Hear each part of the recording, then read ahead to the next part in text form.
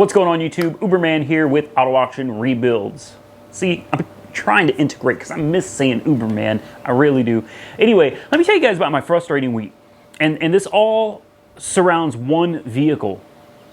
Now, I showed you guys in an earlier video that I was really looking at this 2005 Mercury Sable at Copart, right? I thought we had it in the bag. Like, I really did. This is a car that, I mean, let's just be real here. It's an 05 Mercury Sable. It's not interesting. There's nothing interesting about it. To make matters worse, it's an enhanced vehicle, which means it doesn't run and drive. It means that you don't know what's wrong with it. It could have a blown motor, it could have a bad transmission. It could have a blown motor and transmission. You don't know. On top of having an enhanced tag, it's also a bio car, which means biohazard. Now, there's many reasons a car can be listed as a bio. It could have mold, and not necessarily from a flood. It could literally have mold from a bunch of old rotten food. Okay, there are a million reasons a car can be listed as a bio. It could be blood, it could be guts, you could find someone's finger under the seat. You just don't know. What we do know is the car is listed as a bio. So non-run and drive, miles are unknown, biohazard car. You know, I really thought at around $225 we had this car in the bag. Especially since it's an insurance company selling the car. I mean, this is something you would just get rid of it as quickly as possible, move it on. Wrong. And this is what I really hate about on approval bids.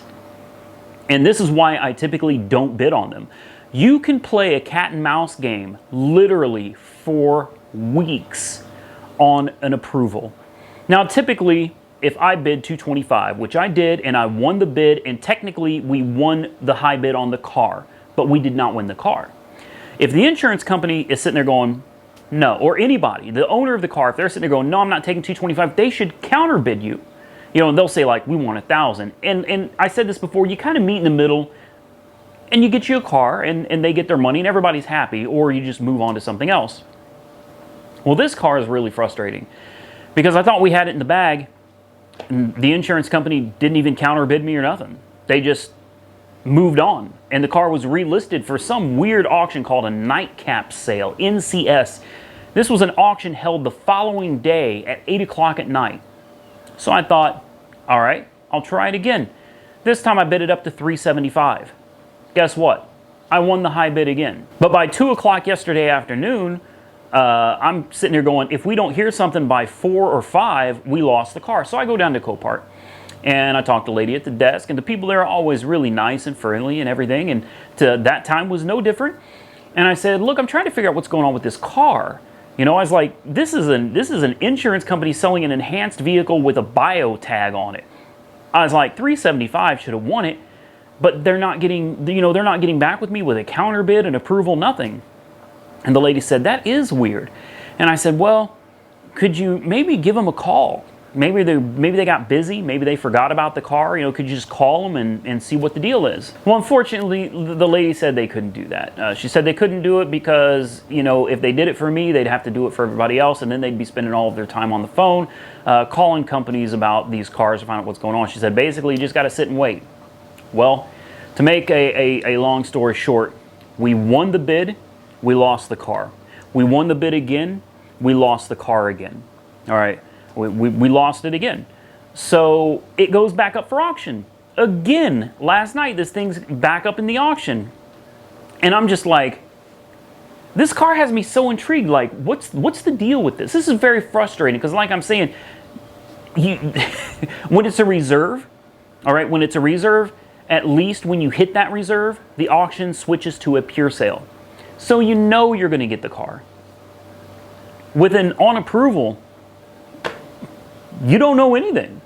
You could bid $1,000 on that car, and if the person that owns the car doesn't feel like that's what they want and they don't want to deal with counterbidding you, they'll just relist it.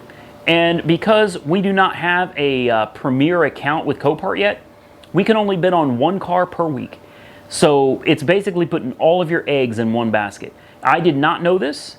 I did not know this until the other day, but once I bid on that car, I was like, you know, let's go find another car or two that we can bid on so that we increase our chances of winning. Nope, you got to put down that $600 deposit if you want to bid on more than one car per auction period. So as soon as I bid on that Sable, all the other cars were off the table for me. And that was really frustrating for me. Now, that's not got anything to do with Copart. You know, again, this is just the insurance company. If whoever owns the car, I don't know what their deal is, but it's getting kind of frustrating. So, you know, like I said, we won it, we lost it, we won it, we lost it, and now we're winning again. This time I put a higher bid, and I don't know, man. If I don't win it this time, the thing is, nobody else is bidding on the car. Nobody else, and you guys are all going to think I'm just absolutely insane for this, and you're not going to understand the logic behind it. And I will get to that in a future video, whether we win it or not. Eventually, I'm going to come and I'm going to explain to you my reasoning for bidding on this car. But right now, again, I'm the high bidder, and if it doesn't sell to me this time with the amount that I bid it up to already, I just don't know, man. I don't know. But it really sucks that I can't bid on anything else, because I had 2 other cars this coming week that I was certain I could win, and I had my reasons for them, and I can't bid on them. I cannot bid on them until I put that $600 deposit down. Then you can bid on multiple cars in a week. So that really sucks, and it's really kind of screwed up my week. The Mercedes having the bad valve block, that put me in a bad mood. Breaking my Note 8 put me in a bad mood. Being soaking wet in torrential rainfall the other day, that put me in a bad mood too. You guys will see that video on Tuesday. We did it yesterday. So Tuesday's video will be the Copart walk around in carnage, and you'll understand why I was so aggravated. That day just turned out to be a total flop, kind of literally, because of how wet we were. But real quick, a lot of you said, man, you should have put that beautiful Note 9 in a case. It wasn't a case. I took it out of the case because it was broken, and I needed to get the IMEI number off the back of it for the insurance claim. And it's already broken now, so I don't care. That phone was in a Spigen, I think it's pronounced, a Spigen rugged armor case. All right, that's a pretty damn good case. It's no OtterBox, but it's a damn good case. And why I don't put it in an OtterBox? I don't like the OtterBox. The OtterBox, they're big, they're bulky, they're thick. I know it could have saved me some money, but you know, I get these phones because they're sleek and they're sexy. Last thing I want to do is go put some big old bulky case on it. But anyway, that's beside the point. Wanted just to do a quick update and explain to you guys what's going on. Win, lose, what the hell, how does this work? So when I can help it, and this is some good advice for you guys too, when I can help it, I stay away from on approvals. I really do. I don't like them because it's back and forth, playing around. You know, if it's a reserve car and you cross that reserve mark, you know you won the car, you know, or somebody's going to win it anyway.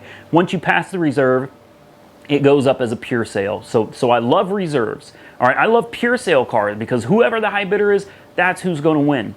And even if you don't meet the reserve on some of these cars, if you're the high bidder, the seller may still come back and counter you and say, hey man, you know, this is what I was wanting, but I'll sell it to you for this instead. And you can work something out. These on approvals though, man, I'm not impressed with them. Not impressed at all.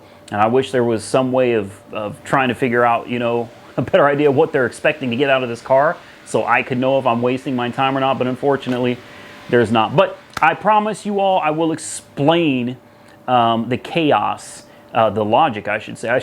I will explain the logic behind what appears to be chaos, one way or another. Eventually, we are going to come out and talk about why I was bidding on this car and what the purpose was. But for now, I just wanted to clear that up. And comment below. Tell me what you think. Have you had any experience with these on approvals, and what do you think of on approvals? What is your favorite platform to bid on? And I'm talking about like Copart, IA, whatever. Do you prefer pure sales? Do you prefer reserves? You know, do you prefer on approvals? What are your thoughts? What is your favorite platform to bid on? And what do you think about the seller not even reaching out to me? You know, this is twice I've won the high bid. No contact at all. You know, I think they'd at least reach out and try to work something out with me, because truthfully, I am the only one bidding on this car. Nobody else wants it, and for good reason.